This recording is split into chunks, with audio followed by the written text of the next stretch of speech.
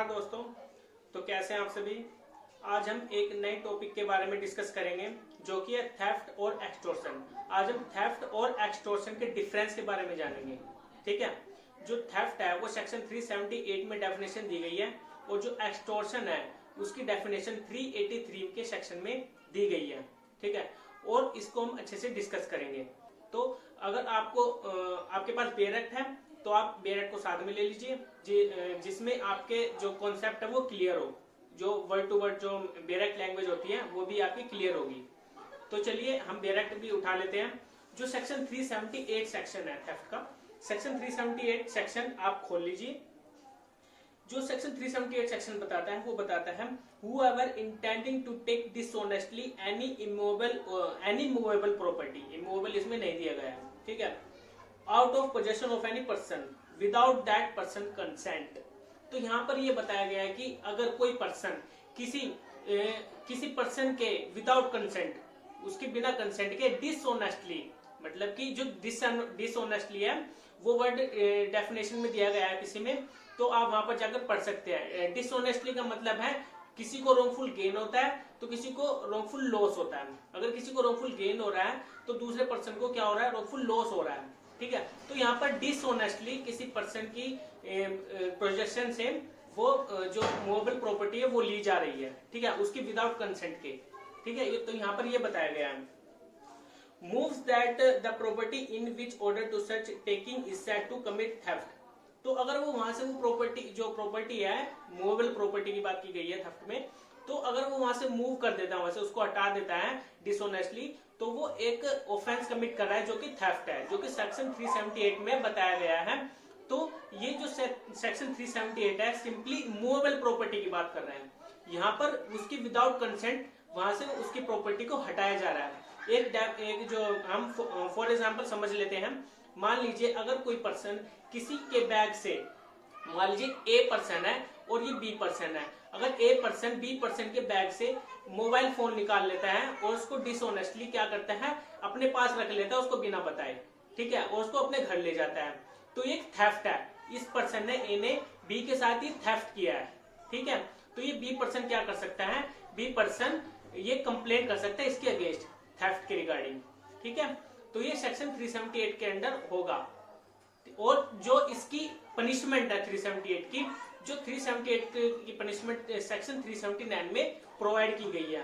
जो 379 है वहां पर जो पनिशमेंट दी गई है 3 इयर्स की पनिशमेंट दी गई है और साथ में फाइन भी बताया गया है जो फाइन लगेगा। तो 379 भी आप पढ़ लीजिए एक बार। जो सेक्शन 379 बताता है whoever commits theft shall be punished with imprisonment of either discrimination for a term which may extend to 3 years or with fine or with both। मतलब कि यहाँ पर 3 years और फाइन या फिर दोनों ही हो सकते हैं। और यहाँ पर डिस्क्रिप्शन का वर्ड मतलब दे रखा है, या फिर उसको सिंपल भी हो सकती है इम्प्रिजमेंट, या फिर उसको रिग्रेस इम्प्रिजनमेंट भी हो सकती है। ये मजिस्ट्रेट के पास पावर है, उसको कैसे भी सजा दे सकता है। ठीक है, तो यहाँ पर 379 और 378 थेफ्ट के रिगार्डिंग हो गया कंप्लीट। अब हम पढ़ते हैं एक्सटॉर्शन। जो एक्सटॉर्शन बताया गया है, एक्सटॉर्शन क्या बताता है, यहाँ पर जो 383 सेक्शन है उसको पढ़िए। Whoever intentionally puts any person in fear of any injury to that person।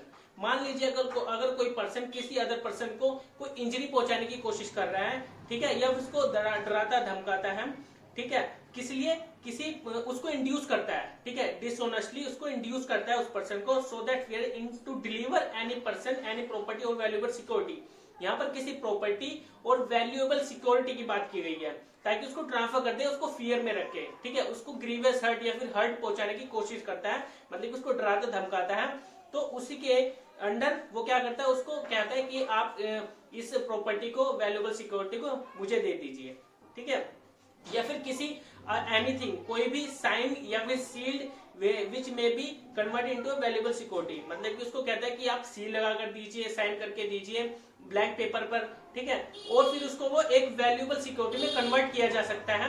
तो ये भी एक डिसऑनेस्टली लिया जा रहा है। कमिट्स एक्सटॉर्शन, तो यहाँ पर ये कमिट हो रहा है एक्सटॉर्शन, तो ये सेक्शन 383 बताता है। तो मैं इसको आपको अच्छे से बताऊंगा। फॉर एग्जांपल मान लीजिए ये ए पर्सन है और ये बी पर्सन है। ये ए पर्सन क्या करता है, बी पर्सन के बच्चों को पकड़ लेता है और बी को बोलता है कि आप मुझे 1 लाख रुपए दे दीजिए, या फिर कोई चेक दे दीजिए, ठीक है, या फिर कोई वैल्यूएबल सिक्योरिटी दे दीजिए, या फिर कोई साइन और जो यहाँ पर हमने पढ़ा था साइन और सील किया हुआ कोई डॉक्यूमेंट्स दे दीजिए, ताकि उसको वैल्यूएबल सिक्योरिटी में कन्वर्ट करके उसका यूज किया जाए। तो ये उसको बताता है। यहाँ पर मान लीजिए अगर ये पर्सन क्या करता है, उसको कोई वैल्यूएबल सिक्योरिटी दे देता है इस बी पर्सन को, या फिर उसको पैसे दे देता है। क्यों दे रहा है? क्योंकि ये बी पर्सन के बच्चों को हार्म पहुंचाने की कोशिश कर रहा है, उनको चोट पहुंचाने की कोशिश कर रहा है, उसको मतलब कि डराता धमकाता है ए पर्सन को, मतलब कि जो बी पर्सन है, बी पर्सन के बच्चों को डराता धमकाता है ताकि वो उनके बच्चों को नुकसान न पहुंचाए, और वो क्या करता है, उसी डर के कारण वो उनको वो वैल्यूएबल सिक्योरिटी और जो प्रॉपर्टी है वो उसको डिसऑनेस्टली क्या करता है, भेज देता है। तो यहाँ पर ये क्या हो रहा है, वो विदाउट फ्री कंसेंट हो रहा है, मतलब कि यहाँ पर उसकी कंसेंट नहीं है लेकिन वो विदाउट फ्री कंसेंट हो रहा है, तो वो डिसऑनेस्टली यहाँ पर उस प्रॉपर्टी वैल्यूएबल सिक्योरिटी को उसको दे रहा है, ठीक है। तो ये यहाँ पर जो प्रॉपर्टी है, यहाँ पर हमने 378 में पढ़ा था मूवेबल प्रॉपर्टी। जो 383 एक्सटॉर्शन है, यहाँ पर मूवेबल प्रॉपर्टी भी हो सकती है या फिर इमूवेबल प्रॉपर्टी भी हो सकती है, दोनों में से कोई भी प्रॉपर्टी हो सकती है, ये आप बात को ध्यान रखना, ठीक है।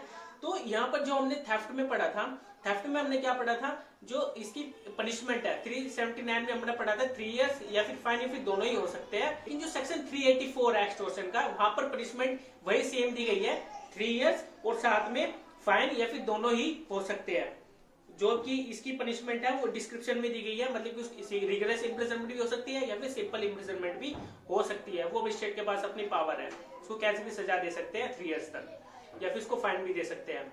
तो हमने ये दोनों सेक्शन पढ़ लिया है। तो अब यहाँ पर डिफरेंस जानते हैं, इनका डिफरेंस क्या है। देखिए पहला डिफरेंस तो ये है, यहाँ पर जो हमने 378 में पढ़ा था, क्या पढ़ा था, यहाँ पर डिसऑनेस्टली ट्रांसफर किया जा रहा है प्रॉपर्टी को, वो भी मूवेबल प्रॉपर्टी को। इमूवेबल प्रॉपर्टी नहीं आएगी थेफ्ट में, ठीक है। यहाँ पर मूवेबल प्रॉपर्टी को इस इंक्लूड किया गया है, ठीक है, मतलब कि मूवेबल प्रॉपर्टी थेफ्ट हो सकता है। लेकिन एक्सटॉर्शन में क्या था, यहाँ पर इमूवेबल प्रॉपर्टी और मूवेबल प्रॉपर्टी। और अगर मान लीजिए अगर कोई पर्सन उसको ब्लैंक पेपर पर सील अपनी साइन करके दे देता है, तो वो उसको भी एक वैल्यूएबल सिक्योरिटी में कन्वर्ट किया जा सकता है, तो उसको भी एक मतलब कि प्रॉपर्टी के रूप में माना जाएगा, मतलब कि एक वैल्यूएबल सिक्योरिटी के रूप में माना जाएगा। तो ये पहला डिफरेंस हो गया प्रॉपर्टी के रिगार्डिंग, मूवेबल और इमूवेबल।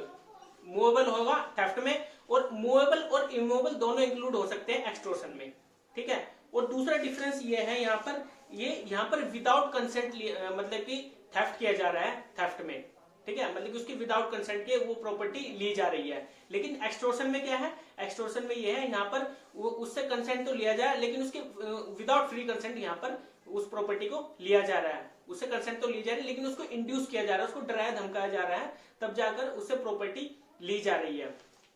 तीसरा डिफरेंस ये है यहाँ पर, तो जो थेफ्ट है, थेफ्ट में क्या था, यहाँ पर कोई डराया धमकाया नहीं जा रहा था, ठीक है। लेकिन एक्सटॉर्शन में किसी अदर पर्सन को डराया धमकाया जा रहा है, या फिर उसी पर्सन को डराया धमकाया जा रहा है किसी और के ब्याह पर, ठीक है। जैसे हमने बच्चों का एग्जांपल लिया था, उसके बच्चों को किडनैप कर लिया जाता है और उसको उसके जो पिताजी थे उनको डराते धमकाते कि आप हमें 1 लाख रुपए दे दीजिए, तब जाकर हम आपके बच्चों को आपको सौंप देंगे, ठीक है। तो ये हमारा एक्सटॉर्शन और थेफ्ट के रिगार्डिंग हमने अच्छे से डिस्कस कर लिया है। तो आज के लिए इतना ही था। अब हम अपनी नेक्स्ट वीडियो में मिलेंगे जो कि काफी इंटरेस्टिंग होगी।